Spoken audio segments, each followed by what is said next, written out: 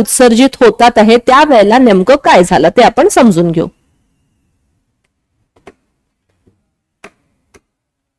आता सपोज या पद्धतीनं हा एक्सपेरिमेंट झालेला होता आणि यातून जे रेज बाहेर पडले, तर हा जो रेज गेलेला आहे हा गॅमा रेज होता.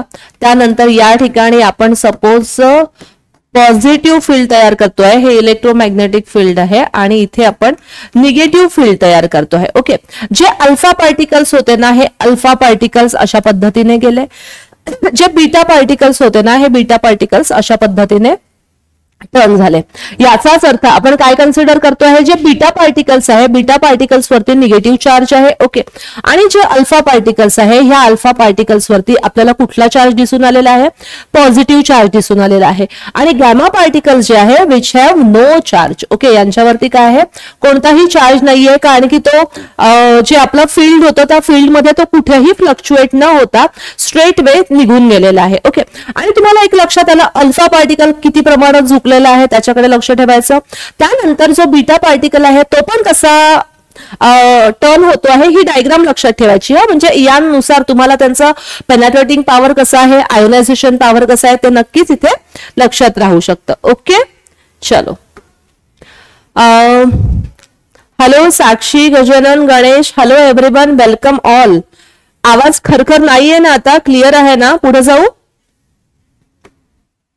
चला, तर आता ना आपल्याला अल्फा पार्टिकल्सचे जे कॅरेक्टर्स असतात ते एक्झामला विचारले जातात आहे. हा थोडासा फॅक्च्युअल सेक्शन आहे, पाठांतराचा सेक्शन इथे जास्त राहतो. ठीक आहे, यातील युरेनियम जो असतो ना ह्या युरेनियमला आपण पॅरेंट न्यूक्लियस असं म्हणूया आणि यातून जो तयार होतो आहे थोरियम, ओके, त्याला थोरियमला आपण काय तर डॉटर न्यूक्लियस असं म्हणूया.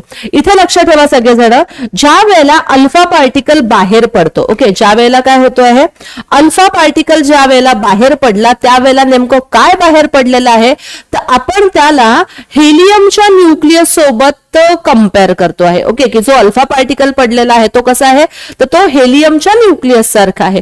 मग हा बाहेर ज्या वेळेला पडला त्यावेळेला ऍटॉमिक नंबर बघा ना काय झालेला आहे, ऍटॉमिक नंबर हेलियमचा किती आहे तर 2 आहे. ऍटॉमिक मास नंबर किती आहे तर 4 राहतोय.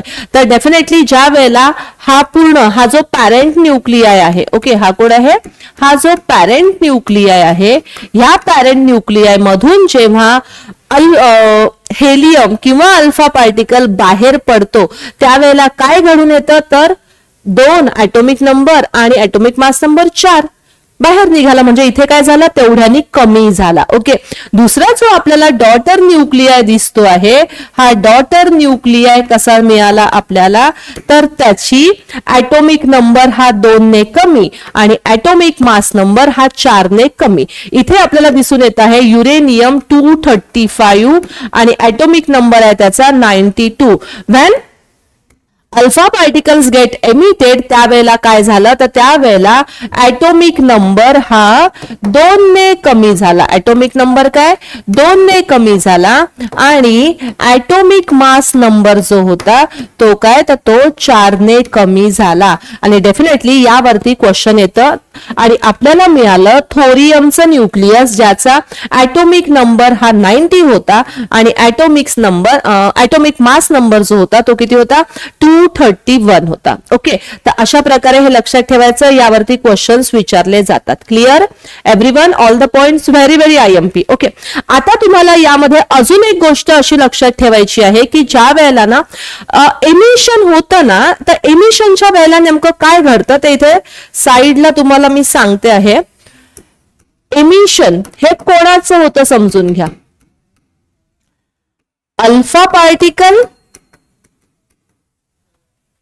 और बीटा पार्टिकल, ऑल और बीटा पार्टिकल. म्हणजेच काय एक तर अल्फा पार्टिकल बाहेर पडेल किंवा बीटा पार्टिकल बाहेर पडेल, दोन्ही पण एका वेळेला बाहेर पडणार नाही, हे लक्षात ठेवायचं आहे. कळेल का, एक तर अल्फा पार्टिकल बाहेर पडेल किंवा बीटा पार्टिकल बाहेर पडेल, दोन्ही एका वेळेला बाहेर पडणार नाही. देन व्हॉट अबाउट गॅमा, मग गॅमा संबंधी तुम्ही काय म्हणतात तर इथे आपण और म्हणू शकतो. ओके, म्हणजे इथे सॉरी इथे अँड म्हणू शकतो. ओके, या ठिकाणी आपण काय अँड म्हणू शकतो आहे, म्हणजे गॅमा पार्टिकल हे अल्फा पार्टिकल सोबत बाहेर पडू शकतात किंवा बीटा पार्टिकल सोबत देखील गॅमा पार्टिकल बाहेर पडू शकतात. समझा क्या यहाँ तक?